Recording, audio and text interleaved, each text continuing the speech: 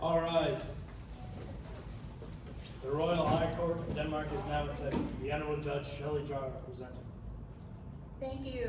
You may be seated. The court is now in session. I now call case 3-14-159, the people of Denmark versus Hamlet. Prince Hamlet, you have been charged with second-degree murder of King Claudius. How do you plead in this charge? Your Honor, we plead not guilty of the charge of second-degree murder. Very well. The plea of not guilty has been entered on behalf of the defendant. The trial will proceed as scheduled. Is the prosecution ready? Ready for the people of Denmark, Your Honor. Is the defense ready? The defense is ready, Your Honor. Will the bailiff please swear in the jury? Will the jury please stand and raise your right hand? Do each of you swear that you will fairly try the case before the court and that you will return a true verdict according to the evidence and instructions of the court, so help you God? I do. You may be seated. We will now hear opening statements from the prosecution. Thank you, Your Honor. And good morning, esteemed members of the jury. My name is Kade Nystrom, and I stand before you today as a representative of the people of Denmark. We are here to seek justice for the brutal murder of King Claudius, and we will prove beyond a reasonable doubt that the perpetrator of this heinous crime is none other than Prince Hamlet. The evidence will show that Hamlet had the motive, means, and opportunities to commit this violent act.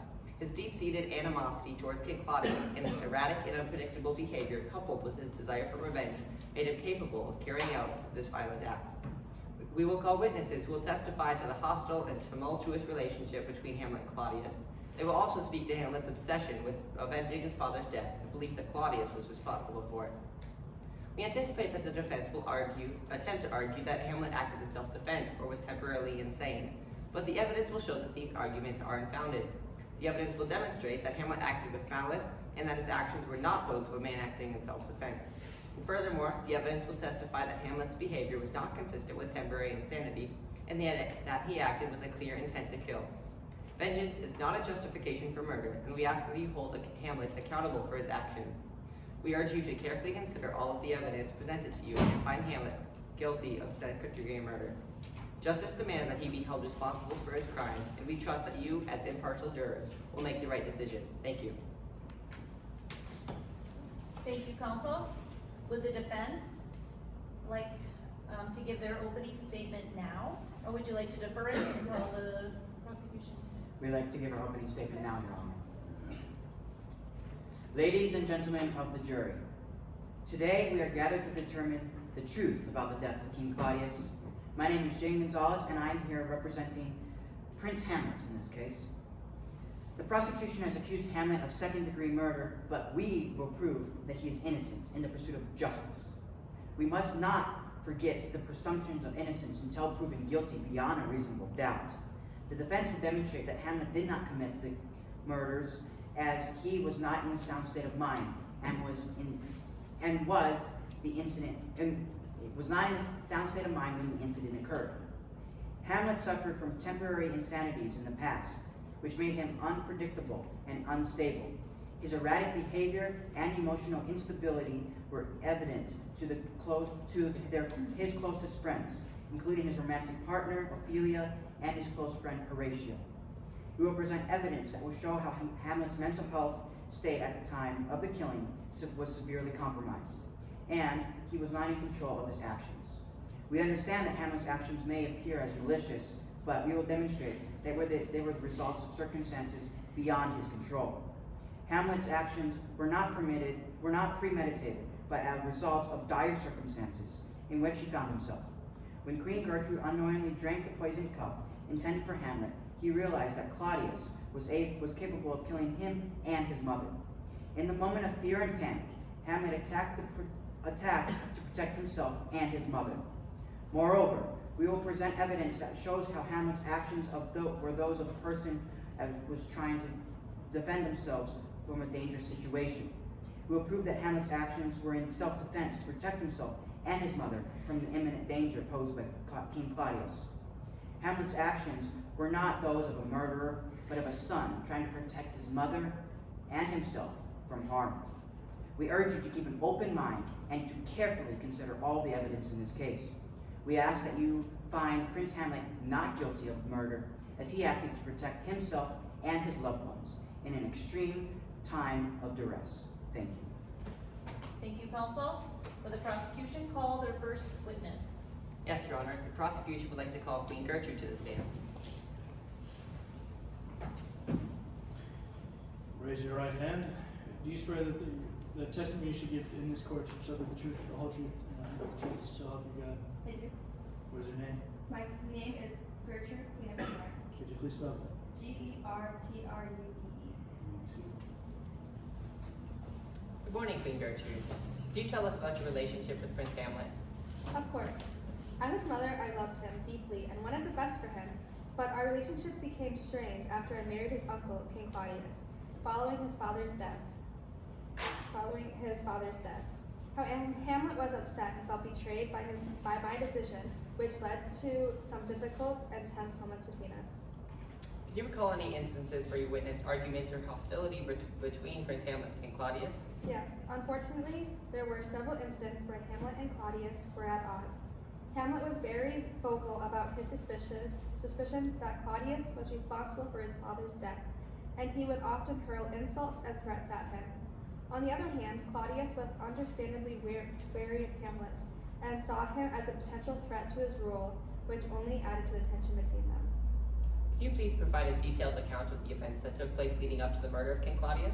It was an extremely chaotic and confusing situation. I had unwittingly consumed the poison wine that was intended for Hamlet. As a result, I collapsed. When Hamlet realized what had happened, he became quite agitated and confronted him. The situation quickly escalated into a physical altercation, and Hamlet ended up using a sword to kill Claudius. Thank you for that information. Now could you please describe when and how Polonius died? I was talking to Hamlet in my chambers, while Polonius hid behind my arrays in my room. After Hamlet began to become violent, I yelled for help, prompting Polonius to make a sound as he tried to help me. Hamlet mistakenly believed that Polonius was Claudius, whom he had a deep-seated anatomy for, and stabbed him through the arrays. It was a tragic case of mistaken identity, and the situation clearly displays Hamlet's capacity to murder another human being. Did you say, quote, "Oh, speak to me no more. These words like daggers enter in my ears. No more, sweet Hamlet," end quote. Yes, I did. Could you provide more context on why you made that statement? I made that statement right after Hamlet had stabbed Polonius. Following the murder, Hamlet began accusing me of being complicit in his father's death, and his words were cruel and hurtful. As his mother, it was devastating to hear him speak to me in that way. I was deeply upset by the situation and wanted to avoid any further conflict with him. Therefore, I implored him to stop speaking to me and leave me alone. So to clarify, after committing an act of extreme violence towards someone, murder, Hamlet proceeded to verbally abuse you, and you had to plead with him to stop speaking to you. Yes, it is an accurate representation of the events. Based on your experiences, what do you conclude about Prince Hamlet? I believe that Hamlet is a dangerous man and is entirely capable of murdering Claudius. He was consumed by desire for revenge and often exhibited erotic and unpredictable behavior, which resulted in his obvious criminal behavior toward Claudius. Thank you, Queen Gertrude. No further questions at this time, Your Honor. Thank you, counsel. Will the defense like to cross? Yes, Your Honor. You may begin. Good afternoon, Queen Gertrude.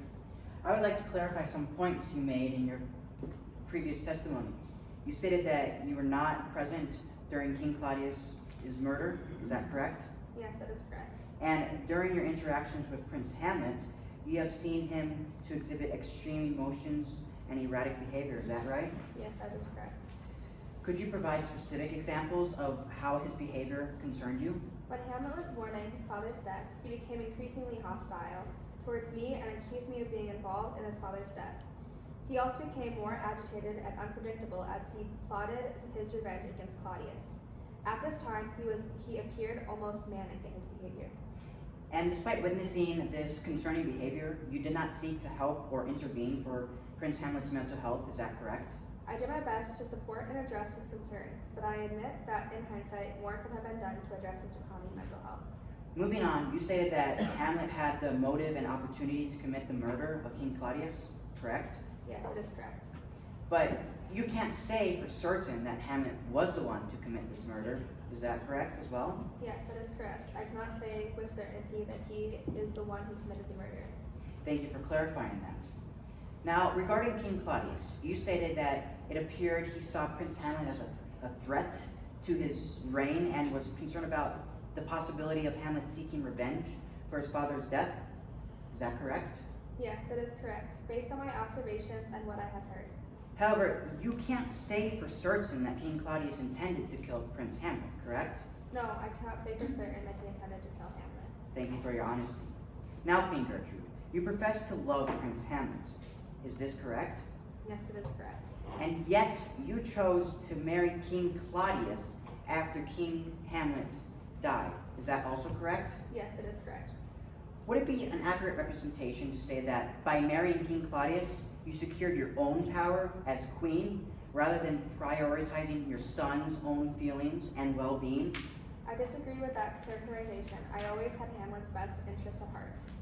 Despite your professed love for Prince Hamlet, you told him to, quote, stop grieving for his father and move on, correct? I may have said something to that effect, but it was never my intention to dismiss his grief. Queen Gertrude, can we trust this testimony regarding Prince Hamlet's behavior and actions leading up to the murder of Claudius?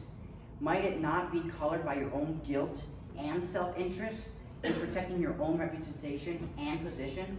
I understand the concern that my actions and statements might cast doubt on my testimony regarding Prince Hamlet's behavior and actions leading up to the murder of King Claudius. However, when it comes to the matter at hand, I am committed to telling the truth to my best ability. I believe that it is important for justice to be served, and I would not let my personal interest stand in the way of that. Thank you, Queen Gertrude. No further questions, Your Honor. Queen Gertrude, you may step down. Does the prosecution have any other witness to call? Yes, Your Honor. The prosecution would like to call Laertes to the stand. Please stand. Raise your right hand. Do you promise that the testimony you shall give in the case before this court shall be the truth, the whole truth, and nothing but the truth, so help you God? I do. Would you please state your name for the court and the record? Laertes. Could you please spell your name? Laertes. You may be seated. Good afternoon, Laertes. How would you describe your relationship with Hamlet? Hamlet and I have never been close. We come from different families and never really got along. Could you elaborate on how your personalities differ? Sure. Hamlet is more introspective and contemplative, and while I tend to be more action-orientated and impulsive. We also have different priorities in life. Hamlet is more focused on his studies and intellectual pursuits, while I am more interested in athletics and swordsmanship. Did something happen to make you angry with Hamlet? Yes, Hamlet killed my father and caused the death of my sister Ophelia. And how did you react when you found out about your father's death? I was destroyed. My father was murdered in his own home by Hamlet. I couldn't believe it. I immediately returned home to Denmark to seek justice.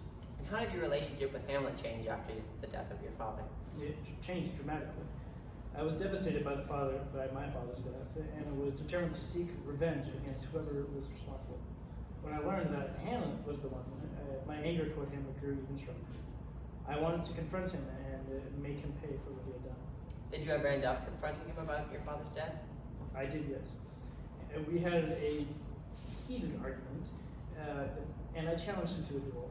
It was during this duel that we both got fatally injured. And how did you feel when you found out about Ophelia's death? It was unbearable. Ophelia was my pride and joy. She died in such a tragic way. I was angry and filled with grief. Did Hamlet show any remorse for his actions? No, he did not.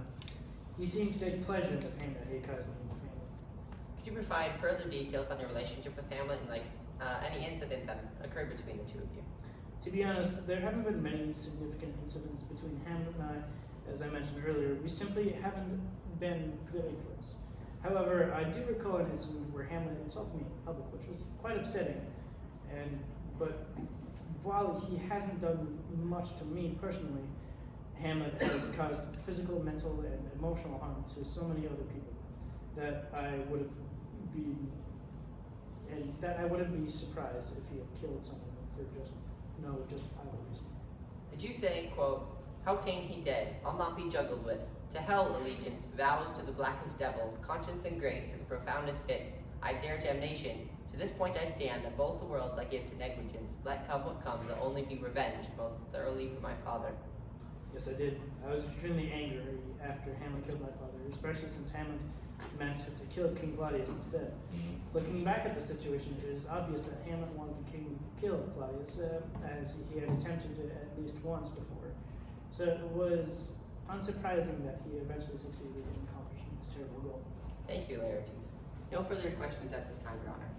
Thank you, counsel. Would the defense like to cross? Yes, Your Honor. You may begin. So, Laertes, you have testified that Hamlet killed your father and caused Ophelia's death. Could you enlighten us with this and how you got this conclusion? I have evidence that suggests Hamlet was responsible for both deaths. Queen Gertrude clearly outlined my father's death in the hands of Hamlet, and Ophelia's death was clearly the result of Hamlet's horrifying actions and incredible negligence. You've expressed a desire for revenge against Hamlet for these actions. Can you tell us a little bit more about that? Yes, I wanted revenge for what he had done to my father and Ophelia. I was consumed by the desire for justice and made some poor decisions on my part. So, would you agree that the motivation was mostly driven by emotions and desires rather than justice? While my emotions certainly played a role, I believed that I was seeking justice for my loved ones, and for my loved ones was my prior motivation. You agreed to a rigged sword match with Hamlet, is that correct? I did, yes. And you knew that the sword was rigged, correct? I knew that the weapon had been tampered with. So, it's fair to say that you were willing to participate in a plan that would likely result in Hamlet's death, correct? Yes, and I regret the decision, and I apologize on my part. In fact, you actually had planned to kill Hamlet yourself before agreeing to the rigged sword match. Is that correct? Yes, that is correct. So, it's possible that your desires for revenge against Hamlet clouded your judgment and led you to make a decision not entirely based on seeking justice. I acknowledge that my emotions played a role in my decision making, but I still believe that Hamlet was responsible for the death of my father and my sister Ophelia. Is it possible that maybe your perception of the events may have influenced your desire for revenge, and that you may have fabricated or extenuated some of the details to make Hamlet look more guilty on this trial? No, I can assure you that my testimony is truthful and unbiased. I only want to see justice served. You describe Hamlet as a person who shows no remorse for his actions.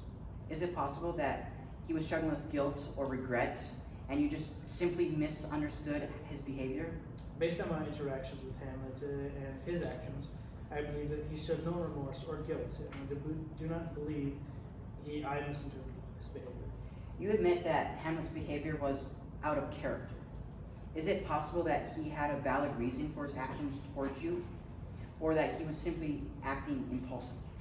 While he might have had a reason for his actions, I still believe that he acted inappropriately and injustice, without justice. You agreed to the rigged sword match, which results in your injuries. Is it possible that you bear some responsibility as well for your injuries, and not just Hamlet, and that Hamlet was just merely trying to defend himself? No, I was manipulated into the match, and I believe that Hamlet indeed did harm me. Lastly, is it not possible that there were other factors at play in the deaths of your father and Ophelia? Could there have been other people or even other circumstances that contributed to these tragedies? Have you ever thought about that? I have considered all possible explanations and evidence, and I am confident that Hamlet was responsible for the death of my father and Ophelia. Thank you, Laertes. No further questions at this time, Your Honor.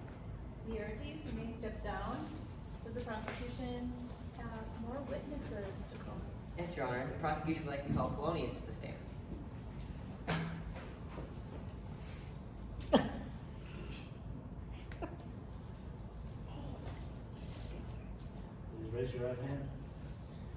Do you swear that do you promise that the testimony you should give in this case before the court shall be the truth, the whole truth, and nothing but the truth, so help you God? I do. Would you please state your name for the record in the court? Polonius. How do you spell that? Polonius.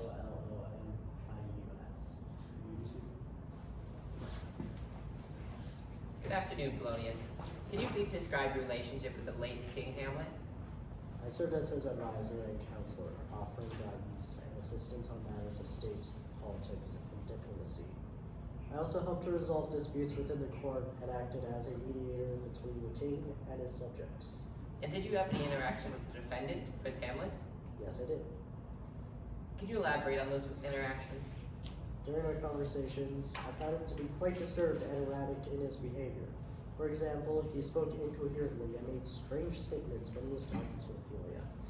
And at another time, he appeared to be talking to himself and was visibly agitated. Overall, I found him to be unstable and concerning.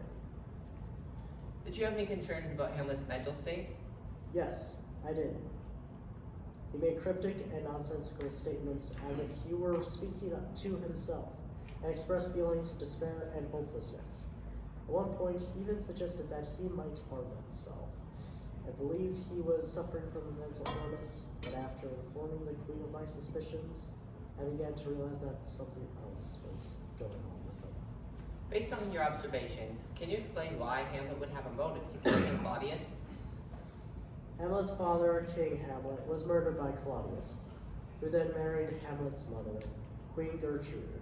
Hamlet was deeply troubled by this and had a strong desire for revenge.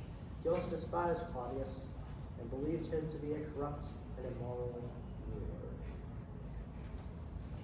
Did Hamlet mistake you for Claudius when he killed you? Yes, he did. Did you describe the events leading up to the moment when Hamlet killed you? I was hiding behind a curtain in Gertrude's chamber, as the queen had asked me to keep an eye on Hamlet. Hamlet then entered the room, and I overheard him talking to Gertrude. Suddenly, he pulled out his sword and thrust it to the curtain, killing me instantly. He had mistaken me for Claudius, whom he intended to kill. Why does Hamlet's mistaken attack on you indicate that he had the motive to make another attempt on Claudius's life? It shows that Hamlet was actively seeking to harm Claudius and was willing to use violence to achieve that goal. This suggests that he had a strong motive to make another attempt on Claudius's life, even if the first attempt was unsuccessful. Could you provide specific examples of Hamlet's extreme malice and disregard for human life? He was abusive towards Ophelia and suggested that she become a nun. He also manipulated and used his friends Rosencrantz and Guildenstern, leading to their eventual deaths. These actions demonstrate his willingness to harm those closest to him and suggest a dangerous lack of empathy. Did you say, quote, "Though this be madness, yet there is method in it"? Yes, I did. What did you mean by that statement? The key to understanding the meaning of that line is the word method. I meant it as purpose or artfulness. Read this way. What I said is more like, although this is madness, there is a purpose or a plan in it. I believe that Hamlet wasn't actually crazy, but that he was only pretending. I don't know why exactly, but he was probably escaping something. Can you explain why you thought Hamlet was only pretending to be crazy? Yes, I observed him closely and noticed that his actions and words were often calculated and intentional, despite appearing erratic or insane. Additionally, his behavior seemed to change depending on who was around him, indicating that he was aware of his surroundings and deliberately adjusting his behavior. All of these factors led me to believe that there was a method to this madness. As for his motivations, I couldn't be certain, but I suspected that he had some sort of plan or scheme. And when you say that his actions and words were often calculated and intentional, could you give us some examples? Certainly. In one instance, Hamlet put on a play that was designed to mimic the circumstances of his father's murder, in order to gauge Claudius's reaction. In another instance, he deliberately spoke in riddles and used double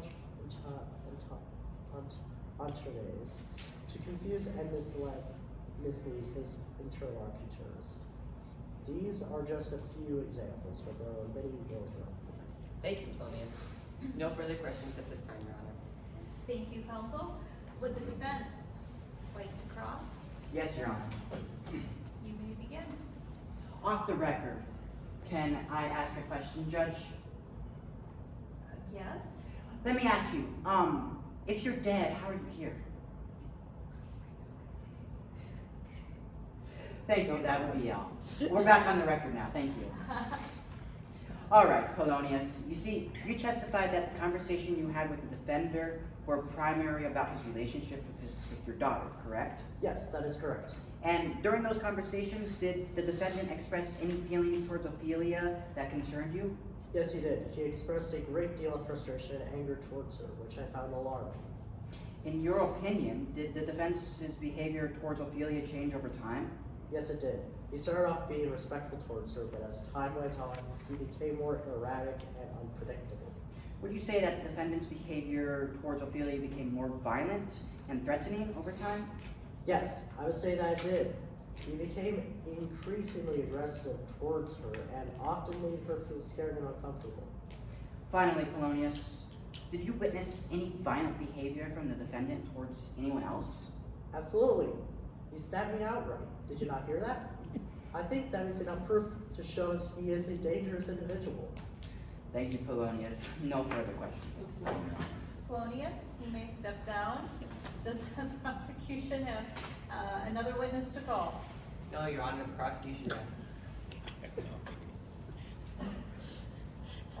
The defense may call their first witness. Thank you, Your Honor. The defense would like to call Ophelia to the stand.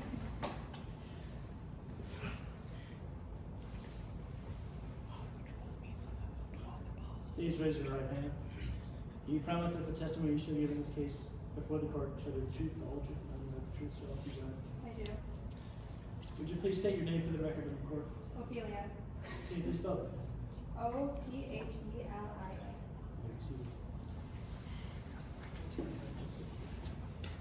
Good morning, Ophelia. Could you tell us about your relationship with Prince Hamlet? Yes, we were romantically involved, but his behavior became increasingly erratic and aggressive over time. Can you recall a specific incident when Prince Hamlet acted violently towards you? Yes, in front of people, Hamlet grabbed my wrist and yelled at me to get thee to a nunnery. Get thee to a nunnery, I see. So, how did this make you feel? I felt scared, confused, unsafe, and threatened by his unexpected, aggressive behavior. Moving on, did you have any conversations with Prince Hamlet about King Claudius before this incident? Yes, he was agitated and angry, and he spoke about seeking revenge for his father's death. How did Hamlet's behavior and fixation on revenge make you feel? I was worried about his mental state, and his erratic behavior was extremely unsettling. Did you say, quote, "My lord, as I was sewing in my closet, Lord Hamlet, with his doubts all unbroused, no hat upon my head, his stocking fouled, ungated and down gyved to his ankles, pale as his skirt, his knees knocking each other, and with looks so piteous in pulpit, as if he had been loosened out of hell, to speak of horrors he come before me," end quote. Yes, I did say that. And could you elaborate on what you meant by those statements? I was describing an encounter I had with Hamlet, when he appeared before me in a pitiful state. He had unbuttoned his doublet with no hat on his head. His stockings were dirty and they had fallen down to his ankles. He looked very pale and his knees were knocking together. He had a pitiful expression on his face as if he had just been released from hell to talk about his torments. He stared at me for a while, then left. During this encounter you just described, what was going on in your mind? I was very worried about Hamlet's appearance and behavior. It seemed that he had lost control of his mental state and was not in a rational frame of mind. I was concerned that he might have gone mad. Based on your observations, do you believe that Hamlet could have fully controlled his actions at the moment of or if he was going temporary insanity? Based on what I observed, it is unlikely that Hamlet was fully in control of his actions during these moments of temporary insanity. Thank you, Your Honor. No further questions. Thank you, Ophelia. No, thank you, counsel. Would the prosecution like to cross? Yes, Your Honor. You may begin. Good afternoon, Ophelia. Isn't it true that you were close to Hamlet and knew him well? Yes, that's correct. And you would agree that Hamlet was very upset about his father's death and his mother's hasty remarriage to Claudius. Yes, he was extremely upset and angry about those events. In fact, you observed Hamlet exhibiting erratic and unstable behavior, correct? Yes, that is correct. And Hamlet spoke to you about his desire for revenge against Claudius, is that right? Yes, he did. Did Hamlet ever mention any other plans or intentions to you besides his desire for revenge? No, he only spoke about his desire for revenge. You testified earlier that you were not aware of any other individuals who had motives to harm King Claudius, or who may have been involved in his death, is that right? That is correct. However, you did hear rumors about Hamlet's potential involvement in Claudius' death, right? Yes. Did you have any personal biases or conflicts with King Claudius that may have influenced your perception of Hamlet's motives? I do not have any personal biases or conflicts with King Claudius that would have influenced my perception of Hamlet's motives. I was deeply concerned about Hamlet's emotional state and his desire for revenge, and I tried to observe and document his behavior as objectively as possible. While I may have had some preconceived notions about King Claudius or his actions, I made a conscious effort to set them aside and focus on facts at hand. My goal was to be truthful and impartial in my testimony, and I stand by the observations and conclusions that I have presented here today. I appreciate your dedication to be truthful and partial, but isn't it true that you were in a romantic relationship with Hamlet? Could this not have affected your ability to remain completely objective in your observations of his behavior towards King Claudius? Yes, Hamlet and I were indeed in a romantic relationship. However, I must insist not that my personal relationship with Hamlet did not cloud my judgment or influence my testimony. As a witness, it was my duty to provide an accurate account of the events that I observed, and I took the responsibility very seriously. But you are human and make mistakes, correct? Yes, on occasion. Moving on, did Hamlet ever express any hostility or anger toward King Claudius before his father's death? No, not that I had witnessed. But after the incident, Hamlet's behavior towards the king was definitely hostile, correct? Yes, that's correct. In fact, Hamlet never expressed any remorse or regret for his actions towards Polonius or any of his other victims, correct? That's correct. And you witnessed Hamlet engaging in suspicious and secretive behavior, right? Yes, I did. Did you ever feel afraid for your safety or the safety of others because of Hamlet's behavior? Yes, at times I did feel afraid. So it was clear that Hamlet was struggling with his emotions and mental health, is that correct? Yes, that is correct. It was also clear to you that Hamlet was becoming more and more unstable, correct? Yes, that's correct. Thank you, Ophelia. No further questions at this time. Ophelia, you may step down. Does the defense have any more witnesses to call? Yes, Your Honor. The defense would like to call Horatio to the stand. Please stand, raise your right hand. Do you promise that the testimony you shall give in the case before this court shall be the truth, the whole truth, and nothing but the truth? So help you God. Aye. Would you please state your name for the court and the record? Horatio. Could you please spell your name? H-O-R-A-T-I-O. You may see it. Good morning, Horatio. Would you please, good afternoon actually. Sorry, my watch did not reset from this morning. Would you please describe your relationship with Prince Hamlet? Of course. I was close friends with Hamlet and was one of his closest companions during our time at the university. We often studied together and spent most of our time in each other's company. Horatio, were you present at the time of King Claudius's passing? Aye, if I was there. Thank you, Horatio. Could you please tell us if you observed any significant changes in Hamlet's behavior leading up to King Claudius's death? Yes, I noticed that Hamlet's behavior became increasingly erratic and unpredictable, and he appeared to be often lost in thought and often spoke incoherently. He also seemed to be deeply consumed by sadness, which was a mark of departure from his unusual demeanor. Could you please provide a detailed account of the events leading up to King Claudius's death? Why, certainly. During the highly anticipated duel between Hamlet and Laertes, Hamlet won the first round. As a result, the king offered him the cup, which he refused, stating that he wanted to finish the bout first. After winning the second round, the queen drank from the cup and fell, gasping for air, falling unconscious. I was later discovered that the cup had been poisoned. Hamlet had stabbed Claudius, and what it appeared to be an act of self-defense. Horatio, could you please clarify for the court whether Prince Hamlet had planned to kill King Claudius in advance? To the best of my knowledge, there was no premeditated plan to Hamlet's part to kill the king. Rather, his actions were related to the king's attempts to harm him and his mother. Thank you, Claudius. Horatio. Was Prince Hamlet in a rational state of mind when he committed the killing? No, Your Honor. At the time of the killing, Hamlet was under immense emotional distress and was highly unable to do his recent traumatic events of his life. He was not in a rational state of mind and may have been suffering from several levels of intensity, which caused him to act impulsively and erratically.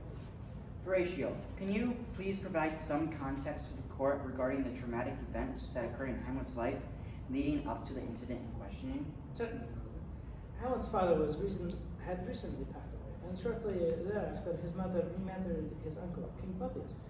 Actually, Hamlet was in a romantic relationship with Ophelia as well, which ended tragically.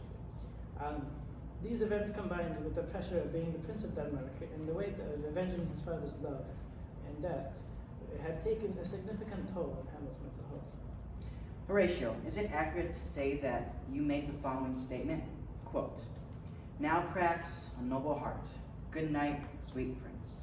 And flights of angels sing thee to rest." End quote. Aye, that is correct. I uttered those words after witnessing Hamlet's passing. Could you please explain the reason behind your statement? Certainly. I was mourning over the loss of an unexpected individual and one of my dearest friends. Hamlet was a noble and virtuous person, and his death was tremendous loss. My words were a tribute to his memory and a prayer for his soul in peace, surrounded by the comforts of heavenly angels. I'm very sorry. My condolences to you. But we need to move on. So, is it apparent that you hold Hamlet in high regards? Aye, that is correct. I have great respect for Hamlet's character, including his loyalty, intelligence, and bravery in the face of adversity.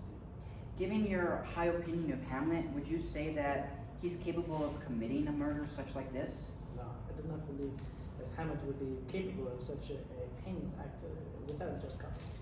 If he did take the life of another person, it would be out of the interest of justice or served as an act of self-defense. Thank you, Horatio. No further questions at this time, Your Honor. Thank you, counsel. The prosecution, like to cross? Yes, Your Honor. You may begin. Horatio, you mentioned that Hamlet's behavior leading up to the murder was unusual and erratic. Did he ever exhibit violent behavior towards others? Not that I know of. While he was certainly emotionally disturbed, he did not physically harm anyone until the incident of King Claudius. But isn't it true that Hamlet had a weapon on him when he confronted the king? I And did he not also threaten others with this weapon, including his friend and confidant Guildenstern? Yes, Hamlet did garnish his weapon of Guildenstern, but he was not intentionally harming or intended to harm him. Nevertheless, this shows that Hamlet was willing to use violence to achieve his goals. Is that not true? He was indeed willing to use violence in certain situations, but I do not believe that he intended to anyone harm except for King. So you believe he did intend to harm King Claudius? Yes, if I being honest, I do not believe, or I do believe, but harm and murder are two very different things. Do you believe that the killing of King Claudius was a premeditated act? I cannot say for sure, but based on Hamlet's behavior and actions leading up to the incident, he may have planned the murder. Did Hamlet have any previous conflicts or disagreements with King Claudius before the murder?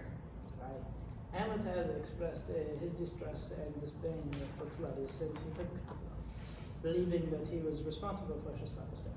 However, I did not believe that there are conflicts that escalated to the point where Hamlet would want to kill the king. Horatio, is it not true that Prince Hamlet had a close relationship with his father, the former king, and was devastated by his sudden death? That is correct. So after King Claudius married Hamlet's mother and assumed the throne, did Hamlet express anger and resentment towards him? Aye. Hamlet expressed his displeasure with the situation and is suspicious about King's involvement in his father's death. Did Hamlet confront the king with those suspicions? He did confront the king privately and also made cryptic comments to suggest his suspicions. Did King Claudius show any signs of fear or concern after being confronted by Hamlet? I cannot say for sure, but it did not appear so. Did Hamlet have any interactions with the king before the fatal incident? Yes. Hamlet and the king had an argument in which Hamlet accused his father, or the king, of killing his father. And did the king respond to those accusations? The king denied the accusations and demanded that the Hamlet would stop his irrational behavior. And shortly after this argument, Hamlet killed Claudius. I, Regardless of his mental state, do you believe that Hamlet had the intent to kill King Claudius? I cannot speak on his intent, and I'm not privy to his thoughts. However, his actions leading up to the murder suggest that he was becoming increasingly obvious or obsessed with revenge against Claudius. So to summarize, Hamlet had a weapon on him when he confronted King Claudius and had previously brandished it at Guildenstern. He also expressed his distrust and disdain for the king and had accused him of his father's murder. And furthermore, Hamlet's behavior leading up to the murder was unusual and erratic, suggesting he was becoming increasingly obsessed with revenge. Given all these facts, isn't it plausible that Hamlet acted with the intent to kill King Claudius? While the circumstances surrounding the murder certainly raise quite questions about Hamlet's intent, but it is important to consider his mental state at the time. Hamlet was suffering from severe emotional distress and may have not been in. Hamlet was suffering from severe emotional distress, and he may not have been in the rational state of mind. Additionally, he may have intended to merely confront the king and not kill him. We cannot know for certain what Hamlet's intentions were without any more evidence. I see. But wouldn't you agree that Hamlet's actions were at least reckless and dangerous? He was carrying a deadly weapon and confronting the person he believed was responsible for his father's death. Hamlet's actions were certainly risky and could have resulted in harm to himself or others. However, it is important to consider the context in which he was acting. Hamlet was grieving the loss of his father and reason to believe that the king was responsible for his death. While his behavior may not have been appropriate, it is understandable given the circumstances. Horatio, in your opinion, do you believe that there are any circumstances where vengeance can be considered a justifiable motive for murder? As a witness, it is not my role to determine what the constitutes justifiable motives for murder. However, in Hamlet's case, his actions were motivated by a deep desire for justice and to avenge his father's death. While I cannot condone his actions, it is understandable why he felt contemplated to take matters into his own hands. Thank you, Horatio. No further questions at this time, Your Honor. Horatio, you may step down. Does the defense have any more witnesses? Paul? Yes, Your Honor. The defense would like to call Hamlet to the stand. Off the record, how was he here? He here too? Off the record, I don't know. You were winking and I'm like, should I say yes? I don't know. Okay, let's see. Bailiff. Oh, Gracie. Please stand, raise your right hand. Do you promise that the testimony you shall give in this case before this court shall be the truth, the whole truth, and nothing but the truth, so help you God? I do. Would you please state your name for the court and the record? Hamlet, Prince of Denmark. Could you please spell your name? Hamlet. You may be seated. Good afternoon, Prince Hamlet. Could you please recount sequences of events that led to the killing of King Claudius? Certainly. After my father's death, my mother married my uncle, Claudius. I suspected that he was responsible for my father's murder. Later on, during a duel with Laertes, I discovered that my mother had been poisoned. And I also learned that Claudius had encouraged Laertes to poison his blade and intended to use it to kill me. I was overwhelmed and knew I had to take action. I stabbed Claudius with the poison blade in self-defense, believing that if I didn't, it would eventually lead to my own death. Although it was a tragic and unfortunate event, I felt that it was necessary to defend myself and bring justice for my father's death. Could you elaborate on the relationship you had with King Claudius? I despised him. He not only took over my father's role as king, but also married my mother. I strongly suspected he was responsible for my father's murder, which I consider to be an unforgivable crime.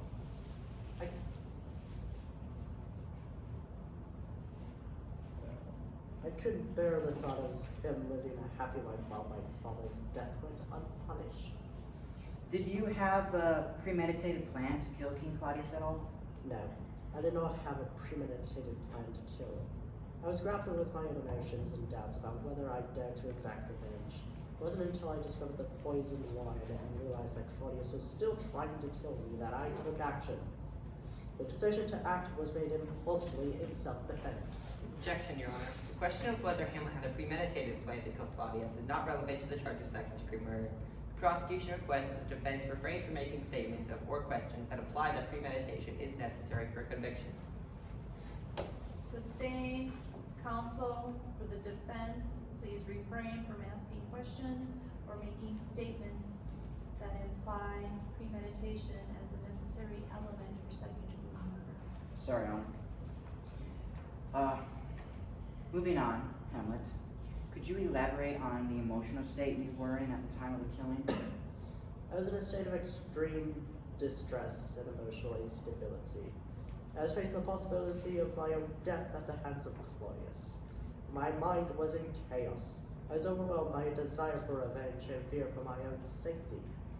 At that moment, I was not thinking rationally. My actions were driven by instinct and a need for self-preservation. So, would you say that you acted in self-defense when you killed King Claudius? Absolutely. I believed that my life was in danger, seeing as Claudius had orchestrated my execution and was responsible for the murders of both my father and brother. So I acted to defend myself. Objection, Your Honor. The witness is speculating about Claudius being responsible for King Hamlet's death. Sustained. The witness may only testify to what he saw and heard, not to his opinion or any speculation. I apologize, Your Honor, that it will not happen again. Hamlet, did you say, quote, "Yet I a dull and muddy-mettled rascal, peak like John o' dreams, unpregnant of my cause, and can say nothing, no, not for a king upon whose property and most dear life a damned defendant defeat was made," end quote. Yes, I did. For clarification, I could rephrase it to say, but what do I, a dismal and cowardly rascal, do? I wander around like a dreamer without even attempting to plan for revenge, and I cannot say anything on behalf of a king whose dear life was unjustly taken. Could you, what was your intention behind this statement? I was expressing my frustration with myself for being incapable of planning for anything, even though Claudius deserved to be punished for his actions. So, if I understand correctly, you're saying that you don't usually plan things ahead of time? That is correct. I tend to be indecisive and my actions are usually not premeditated. So, just to clarify, are you saying that the act of stabbing Polonius was not premeditated? Yes, that's correct. I acted in self-defense and the circumstances were chaotic and confusing. At the time, I was unsure of what to do. My actions were not entirely under my control. Thank you, Hamlet. No further questions at this time, Your Honor. Thank you, counsel. Would the prosecution like to cross? Yes, Your Honor. You may begin.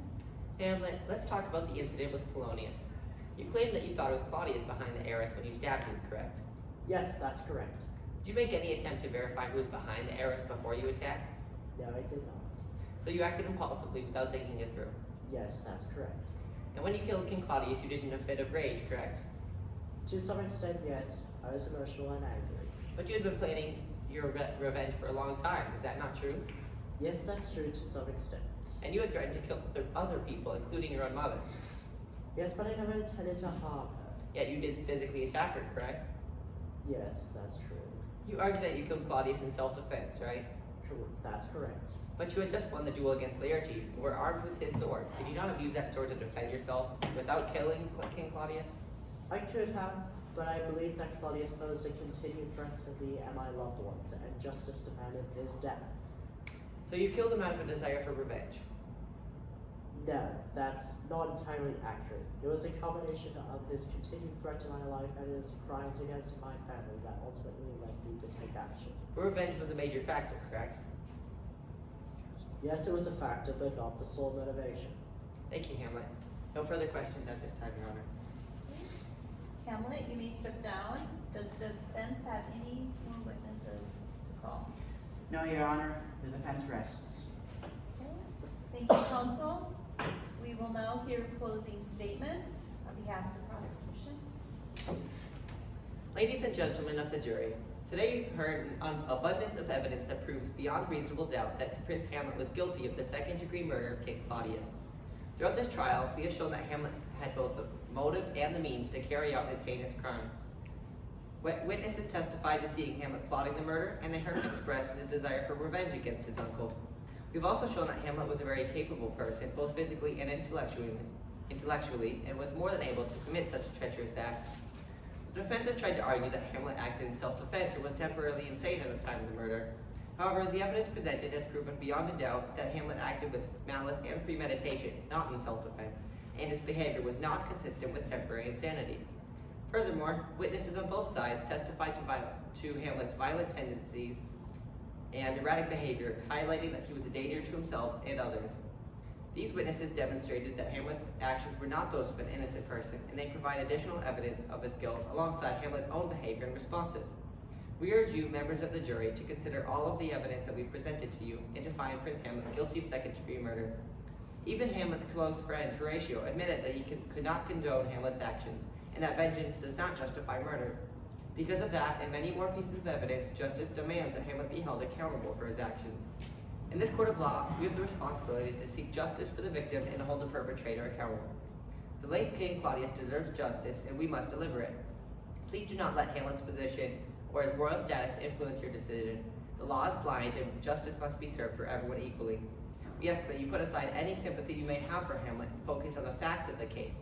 The evidence we have presented clearly shows that he is guilty of second-degree murder. Thank you, Your Honor, for your patience and attention throughout this trial, and thank you, members of the jury, for your careful consideration of the evidence presented. We trust that you will make the right decision and deliver justice for the late King Claudius. Thank you, counsel. Defense, you may give your closing statements. Thank you, Your Honor. Ladies and gentlemen of the jury, today we are here and heard the testimony and evidence that proves beyond a reasonable doubt that Prince Hamlet acted in self-defense and was not in a sound state of mind at the time of the incident. The prosecution has failed to provide evidence that proves beyond a reasonable doubt that Prince Hamlet committed the second-degree murder with the intent to kill. Instead, the defense has shown that Hamlet acted out of fear and panic, and that his actions were those of a person trying to survive a dangerous situation. The defense has presented evidence that Hamlet's mental state was severely compromised due to the recent loss of his father, the betrayal of his mother, and his overall emotional trauma. His unpredictable and unstable behavior was evident to those around him, including his romantic partner, Ophelia, and his friend, Horatio. Hamlet was struggling with severe depression, grief, and anger, and was in no condition to make a sound judgment. Furthermore, the defense has demonstrated that Hamlet has a genuine reason to fear for his life and the life of his mother. He had discovered that King Claudius was willing to kill the king, and his mother had unknowingly drank the poison cup which was intended for Hamlet himself. It was in the moment of desperation that Hamlet acted to protect himself and his loved ones. He had no choice but to take actions to prevent himself and his mother from being killed. We have presented compiling evidence that proves Prince Hamlet acted in self-defense, and his mental state at the time of the killing was severely compromised. Hamlet's actions were a direct result of circumstances beyond his control, and he should not be held responsible for them. The prosecution has argued that Hamlet acted with malice and premeditation. However, we have demonstrated that his actions were not premeditated. Instead, they were results of situations that he was forced into. Hamlet acted to protect himself and his mother from a direct threat to their lives. You see, it's easy to see this case as one man trying to prove his innocence. But when you take the late king's son and you put him on trial and accuse him of murder, when you base your convictions on evidence protecting King Claudius only because he's the current king, and ignore the testimony of the rightful heir to the crown because he is the current king, when any evidence proving Hamlet's innocence is not seen as an act of self-defense, but as revenge for his father's death. And anyone who tries to tell the truth could possibly be threatened by King Claudius, and that they may have to live in fear for their lives, just like Hamlet had to. This case becomes more than just a trial of a single defendant. It becomes a test of whether we're going to be governed by fear and anger or by the rule of law. If the people standing against King Claudius are all presumed guilty when accused because they have some relation with Hamlet, then we can't claim to be just. If we say we're committed to equal justice under law, then we have to end this nightmare for Prince Hamlet. Because this very thing could happen to them. So, if we say we are going to be committed to that equal justice, we need to make Hamlet not guilty. Just because he is the rightful heir to the throne, then we can't. If we say the charges against Hamlet have been proven to be a false construction of a desperate king filled by kingship and maintaining the crown, who ignored truths in easy exchange for easy solutions, and that's not the law. That's not justice. That's not right. We ask that you find Prince Hamlet not guilty and that you drop all charges against him immediately. Thank you, Your Honor. Okay, thank you, counsel. I will now read jury instructions. So you can visit amongst yourselves and see if we have a guilty or non-guilty verdict.